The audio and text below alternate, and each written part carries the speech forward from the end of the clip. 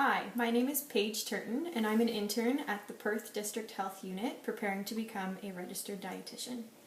Today we are going to be creating homemade carrot chips. When making your homemade carrot chips, or when making homemade chips in general, you can use a variety of fruits and vegetables. For example, you can use eggplant, turnip, sweet potatoes, apples, bananas, and many more. And one thing that's great about making your homemade chips is you can use a variety of herbs and spices to tailor to your own personal preference. So today, like I said, we're going to be making carrot chips, and we're going to be using two spices, ginger and cinnamon. So this will create a sweet flavor. You can also create more of a savory flavor using carrots, and that would be, for example, using curry. So when making these carrot chips, you can cut them two different ways. So what I've done already is peeled the outside of the carrot. I've washed them and peeled the outside of the carrot. And what I'm going to continue to do is peel the carrot using the potato peeler. So I'm just going to continuously work my way down the carrot, and these will be the chips. What you can also do, if you want to create a different shape, is cut them widthwise. You want to make sure that if you're using, or if you're cutting the carrot this way, that you want to cut them very thin. So you can cut them in more of, have them a round shape as opposed to the lengthwise. So then you're creating a chip that's more round. So once you have peeled or sliced thinly sliced your carrots, you'll have a bowl of your chips ready to go. Generally, what will happen is you'll have some end pieces that you just can't peel anymore, or you can't cut any more off to make some more chips. So you can just eat these parts or add them to a salad, for example, or whatever you'd like to do with your excess carrot.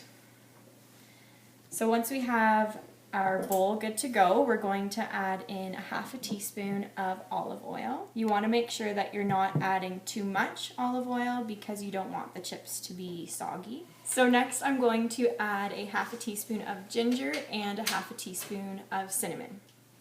Then what I'm going to do is mix up the carrots and the spices and the oil. You want to make sure that all surface areas are going to be covered with oil and the spices.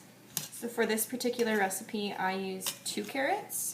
So if you're wanting to add more carrots, then you will definitely need to add more spices and oil.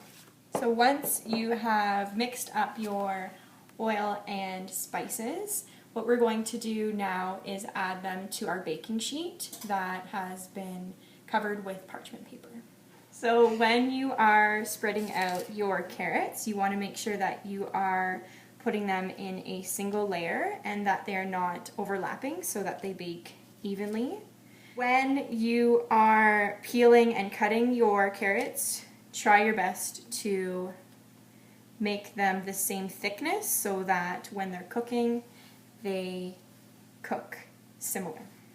So when you are placing the carrots on the sheet, if they're touching, that's okay, because as they are baking, they will kind of shrivel up. So just keep that in mind when you're placing them on the baking sheet. You want to cook them at 350 for 10 to 12 minutes until they are lightly brown on the outsides of them. After you are done baking them, you're going to let them sit out at room temperature for 3 to 5 minutes to let them crisp up a little bit more. And then they are good to go.